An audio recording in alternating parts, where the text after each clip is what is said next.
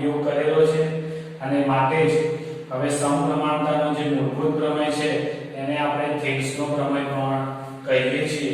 તો પ્રમેય 6.1 જે સમપ્રમાણતાના મૂળભૂત પ્રમેય અથવા તો જેને થેલ્સનો પ્રમેય કહીએ છીએ એને સાબિત કરીએ તો એની અંદર મેં વિધાન ઉપરથી પક્ષ અને સાધ્ય લખેલું છે કે ત્રિકોણ ABC ની અંદર બાજુ BC છે એને સમાંતર રેખા DE આવેલી છે. આ DE છે એ અનુક્રમે બિંદુ બંને બાજુઓને AD ને D માં અને AC ને E બિંદુમાં છેદે છે. સાબિત શું કરવાનું છે? તો આપણે ગુણોત્તર સાબિત કરવાનો છે કે AD ના છેદમાં DE બરાબર AE ના છેદમાં EC જે આપણું શું છે સાધ્ય છે. તો હવે સાબિતીમાં જોઈએ આટલું આપેલું હતું. હવે મેં એક્સ્ટ્રા કેટલું લખ્યું તો ત્રિકોણ ABC માં શું કર્યું મેં D અને E ને જોડી દીધું. તો ત્રિકોણ ABC માં D અને E તથા C અને D ને જોડતા બરાબર છે. તો આ જોડી કાઢી. એ સિવાય મેં જુઓ લંબ લીધા છે. કયો લીધો છે? તો એ સિવાય બીજું શું કર્યું છે તો EN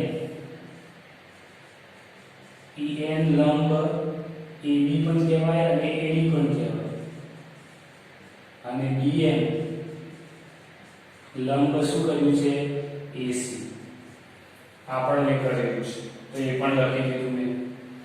હવે આપણે સાબિતીની શરૂઆત કરીએ તો ઉપરનો ત્રિકોણ ADE ની વાત કરીએ તો ત્રિકોણ ADE માં જોઈએ આપણે ત્રિકોણ ADE માં આનો એરિયા લખવો હોય તો એરિયા ઓફ ADE એટલે ક્ષેત્રફળ બરાબર 1/2 પાયો ગુણ્યા વેધ. હવે 1/2 તો ત્રિકોણ ADE ની અંદર જો હું EN વેધ લઉં તો પાયો મારો કયો થશે AD. તો EN અને AD આવી ગયું. હવે આ ત્રિકોણ સાથે હું બીજો કયો ત્રિકોણ લઉં છું તો એ ત્રિકોણ સાથે હું આ નીચેનો ત્રિકોણ લઉં છું. ખાસ ધ્યાનથી જોજો કયા કયા ત્રિકોણની વાત કરવાની છે. કયો ત્રિકોણ BED. તો ત્રિકોણ BED માં એનો પણ એરિયા ક્ષેત્રફળ એરિયા ઓફ BED બરાબર 1/2 પાયો ગુણ્યા વેધ. હવે જુઓ આ ત્રિકોણ છે આ ત્રિકોણ. હવે આ ત્રિકોણની અંદર આ લંબ બહારની તરફ નીકળે છે બરાબર છે કે નહીં? હવે લંબ બહારની તરફ છે તો AE એનો શું થશે વેધ થશે અને પાયો શું થશે BD થશે. તો EN ગુણ્યા BD. આ કેવી રીતે આવે એ તમારે આપણે જોવું હોય તો જોઈએ. આ ચાલો તો જો અહીંયા ત્રિકોણની વાત છે ને એ હું બતાવું છું. અહીંયા જે DE વાળો ત્રિકોણ છે એ કેવી રીતે આવે તો અહીંયા આવી રીતે ત્રિકોણ આપેલો છે. કયો છે DEB. હવે આ ત્રિકોણને હું ઉલટાવીને દોરું આ રીતે તો આ રીતે થશે. અહીંયા આવશે E અહીંયા આવશે B અને અહીંયા આવશે B. તો આને મારે લંબાવવું તો આ વેધ બહાર આવે છે. તો આ EN અને આ BD કે DB બરાબર છે. આ એક ત્રિકોણ છે પણ મેં એને અલગ આકૃતિમાં બતાવ્યો છે. આ ગુરુકોણ ત્રિકોણ છે જુઓ આ ખૂણો છે 90 કરતા મોટો છે માટે એનો વેધ છે ત્રિકોણની બહાર આવે છે. તો એ દર્શાવ્યું છે બરાબર છે. હવે આ પરિણામ અહીંયા 1 છે પરિણામ 2 છે. બંને ત્રિકોણના આપણે ગુણોત્તર લઈએ કે એરિયા ઓફ ADE નીચે લખું એરિયા ઓફ BED બરાબર 1/2 EN AD નીચે 1/2 EN BD EN 1/2 તો તમને શું મળે છે AD/BD મળી ગયું. હવે આ જ રીતે આપણે ઉપર ફરીથી આના ત્રિકોણ લઈએ કે ત્રિકોણ ADE માં એરિયા એટલે એનું ક્ષેત્રફળ 1/2. હવે જો વેધ બદલી કાઢીએ છીએ આપણે પેલી વખતે m લીધો તો વેધ, હવે dm વેધ લઈએ. dm વેધ હોય તો એનો પાયો કયો થાય? AE થાય. તો dm ગુણ્યા AE થાય. પરિણામ નંબર 3 લઈ ગયા. બરાબર છે. હવે આ જ રીતે ફરીથી બીજો ત્રિકોણ નીચે. હવે આ ત્રિકોણ તેને અનુરૂપ આ બાજુનો ત્રિકોણ લઈએ છીએ. કયો?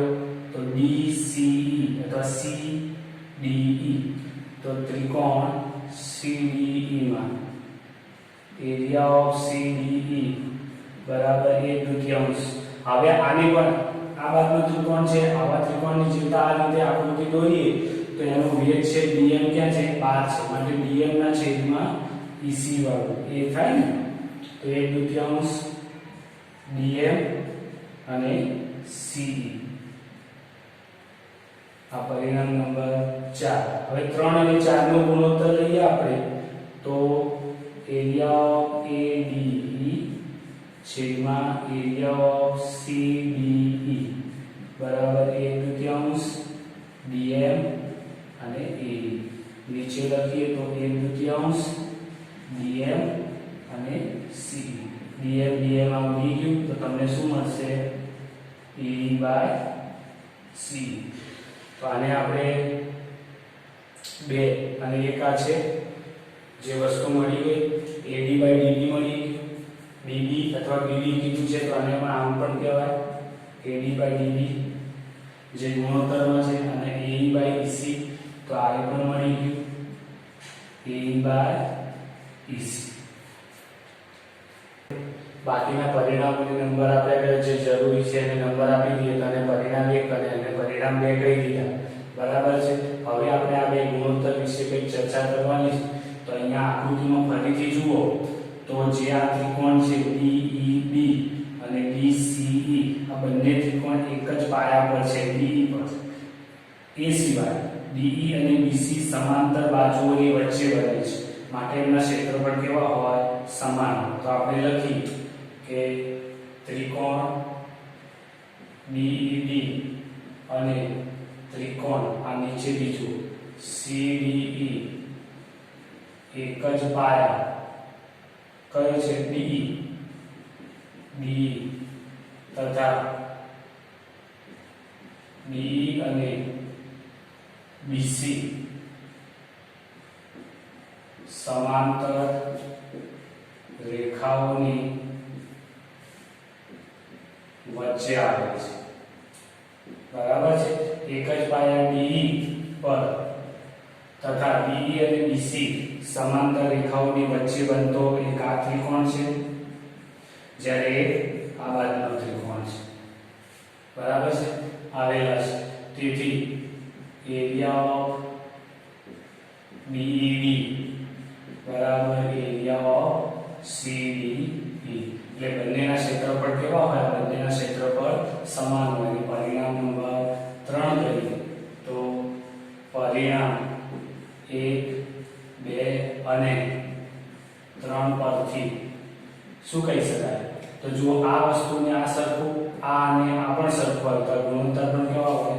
સરખા. તો તેથી કહી શકાય કે AD ના છેદમાં DB બરાબર AE ના છેદમાં EC. બરાબર છે. કેટલો સરળતાથી પ્રમેય સાબિત થઈ જાય છે કે પક્ષ લખ્યો કે પક્ષ અને સાધ્ય. તો પક્ષની અંદર જે આપેલું છે એ લખવાનું છે, સાધ્યની અંદર જે સાબિત કરવાનું છે એ લખ્યું. નવું આપણે શું લખ્યું? તો સાબિતીની અંદર આપણે B થી E ને જોડી, C થી D ને જોડી દીધી.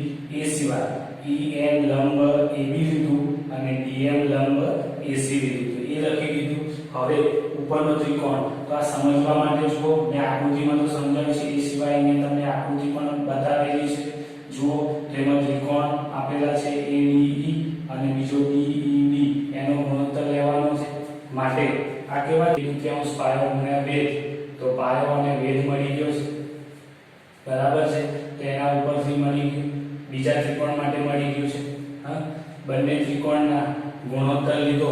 કયા કયા ત્રિકોણના ગુણોત્તર લેવાના છે એ પણ તમને અહીંયા આકૃતિમાં મેં બતાવેલું છે. બરાબર, કે પહેલી ત્રિકોણ સાથે આ બાજુનો ત્રિકોણ, ફરીથી ઉપરના ત્રિકોણ સાથે આ બાજુનો ત્રિકોણ. તો પહેલો ગુણોત્તર લીધો, એ જ રીતે ફરીથી ઉપરનો ત્રિકોણ. ઉપરનો ત્રિકોણ લો તમે ત્યારે જે વેધ પહેલા લીધો તો એ સિવાયનો બીજો વેધ લેવાનો. પહેલા EM લીધો તો હવે આપણે DM લઈશું.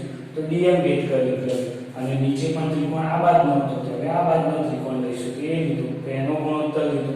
પછી આપણે શું જોયું કે નીચેના બંને ત્રિકોણ છે જે એક જ પાયા ઉપર છે અને બે સમાંતર રેખાઓની જોડ વચ્ચે છે, માટે એમના ક્ષેત્રફળ કેવા હોય? સમાન. તો પરિણામી 1 અને 2 અને આ 3 ઉપરથી શું કહી શકાય? એમના ગુણોત્તર પણ કેવા મળે? સરખા મળે છે.